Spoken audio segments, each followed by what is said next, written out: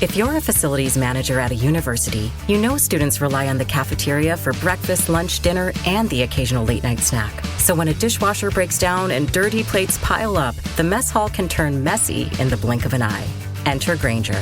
With over 1 million industrial-grade products and fast delivery, the product you need now is never far away. So you can turn that dishwasher back into a lean, clean washing machine. Call, click Grainger.com, or just stop by. Grainger, for the ones who get it done. Other shows we have for you to enjoy at myclassicradio.net. The Avengers was most certainly not a household name in South Africa prior to the radio series. With no national television service until 1976, the mechanism simply was not present in the country to show television programs to mass audiences. While many other countries revelled in the filmed adventures of John Steed and company, South Africa was not equipped to join in the fun. The series took Britain by storm and made a major impression in the American markets, being that greatest of rarities, a British series given a network transmission slot. However, as a filmed series, rather than a videotaped one, The Avengers was able to gain a modicum of exposure in South Africa through film rentals. Come and listen at myclassicradio.net.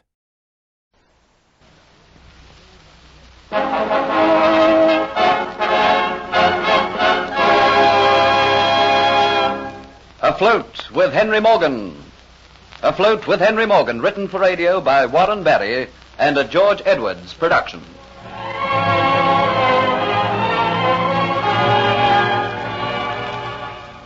Kitty learns from a newly arrived convict that Geoffrey Hunter was sent out as a convict from England. She realizes that he must be a fugitive, and she rejoices that she'll be able to send him back to captivity and slavery. But Diaz tells her to wait until he steals the Aztec necklet. Then, as Geoffrey will disappear suddenly and without apparent reason, Morgan will believe that he has stolen the necklet. Dolores and Diaz, knowing of Morgan's absence from the ship, plan to take the necklet that night, before Geoffrey has time to tell Morgan his true story.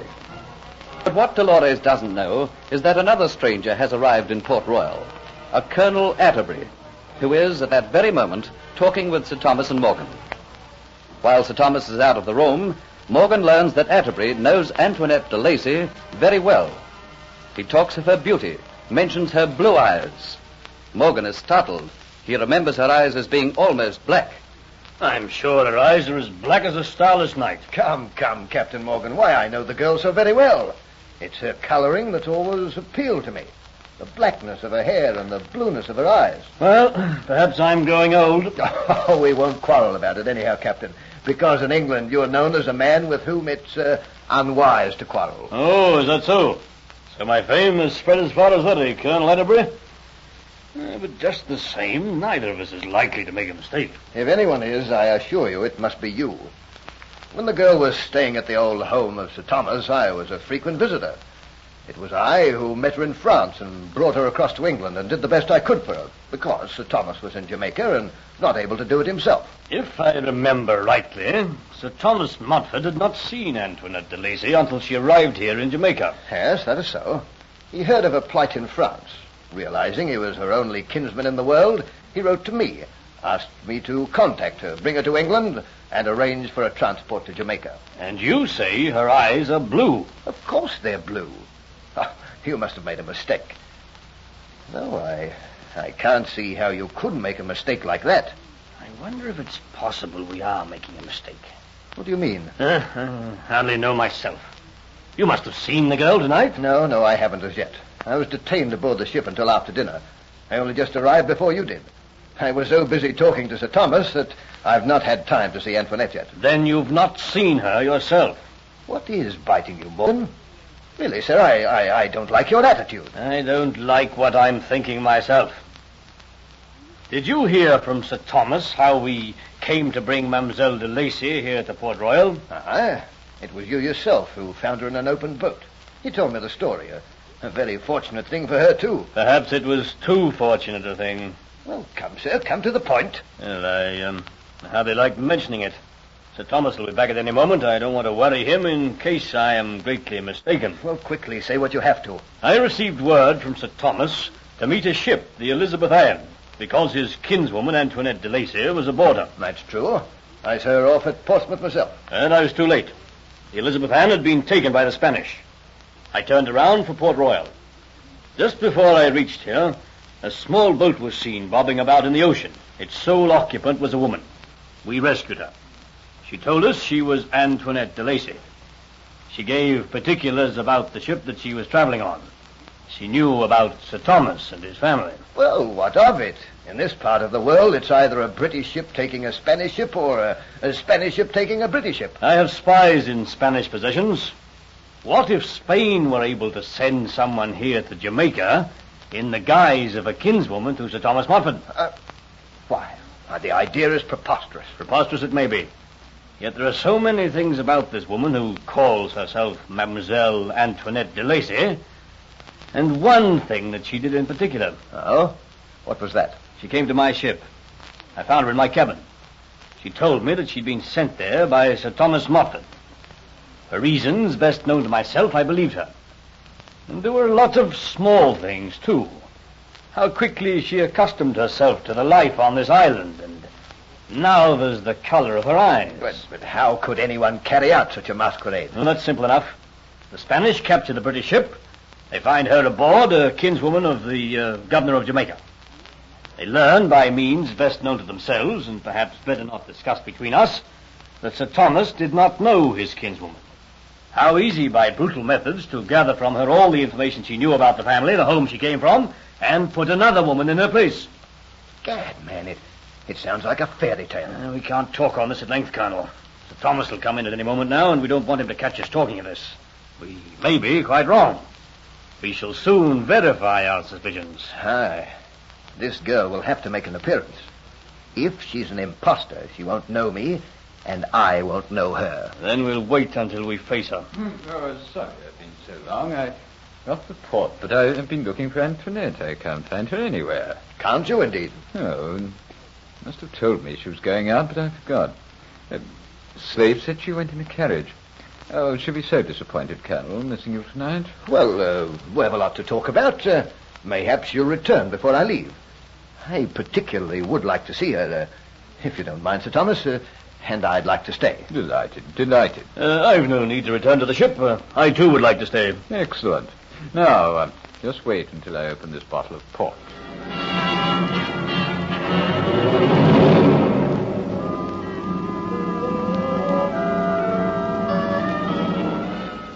Yet, I don't like waiting about in this quarter. Why do you have to leave me to go to the Dolphin Tavern? Because I can't take you with me, not in there.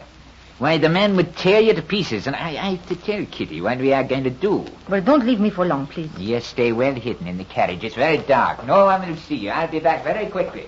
I won't leave you for long. Kitty.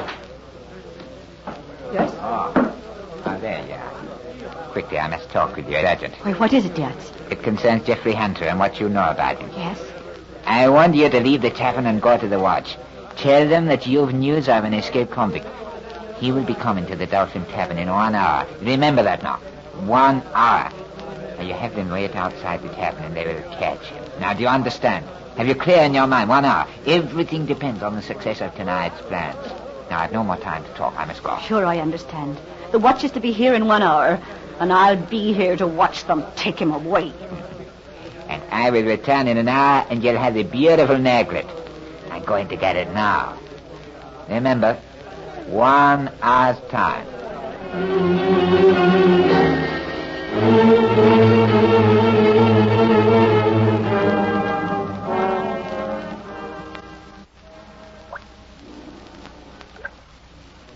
Now, here is the gangway to the ship. You'll stay in the shadows. Do you think anyone saw the carriage approach? No. It's hidden by the buildings. Now, you listen carefully.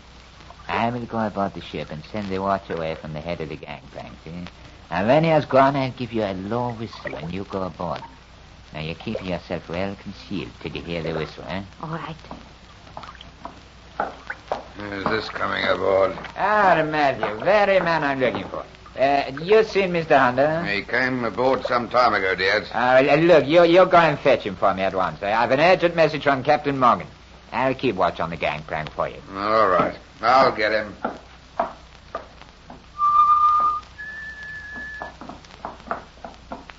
Come on, Giovanni, squeak quick. You're another way to Captain Morgan's cabin. Yes, but it will be locked. Yeah, I have thought of that. When I was his trusted friend, he gave me a key. I had it covered. Now, got this. Quickly. The other man and Hunter will be back soon. Have you any flint to light the lamp? There's no need to. Captain Morgan always keeps a light going in his orders. Now, you hide yourself in the big chest. You'll find it there in the cabin. And watch very carefully where Hunter goes. You have the artificial gem to give him? I have everything. Now, you hurry. Quickly, I think I hear them coming.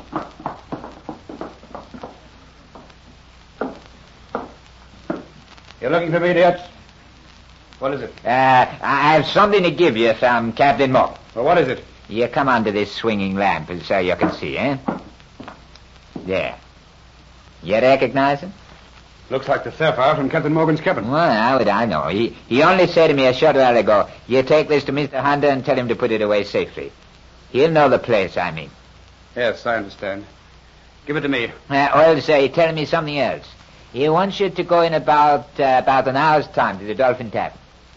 Dolphin Tavern? Dietz, I can't go there. No, I don't care whether you go there or not. It's just one of Captain Morgan's orders. Will you go back and tell him I'm in trouble and I must see him? I want to see him. Oh, you think he'll take a message like that? When he say he want to see you, you want to see you. You're his friend. Maybe you're trying to go there, eh? Why? That's enough, Dietz. Never you mind. All right. I go back, I tell Captain Morgan. I tell Captain Morgan you say no, eh? He'd rather spend his time in his bunk. You know I don't mean that. I don't know what you mean at all. I only know you refuse to obey Captain Morgan's orders. If there's something you're frightened of, I would not fear it. It's so late at night there's nothing about. Captain Morgan is in the tavern, and Captain Morgan will protect you. He is lord on this island. Come to take over my watch again. That's all right, Matthews. I don't feel tired tonight. You don't mind if I change watch with Matthew tonight, dear Mr. Hunter? I don't care what you do. You'll come back in an hour's time, Matthew. All right. Whenever was I want to refuse another hour in me bunk? You better hurry, Mr. Hunter. She'll be keeping Captain Morgan waiting. Oh, you wouldn't like that. And neither would he. All right. I'll go.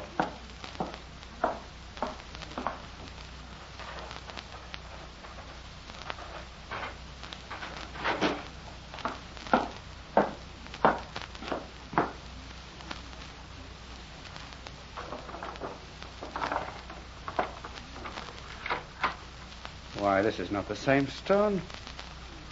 Must be another one. Oh, well, what's it matter? Now that's that job done. Now for the Dolphin Tavern. I'll leave here later. Don't want to hang about the streets. If I leave later, I'll make the tavern exactly the right time.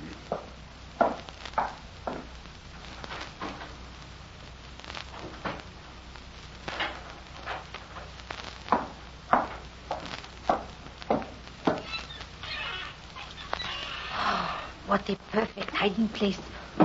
Whoever would have found it there.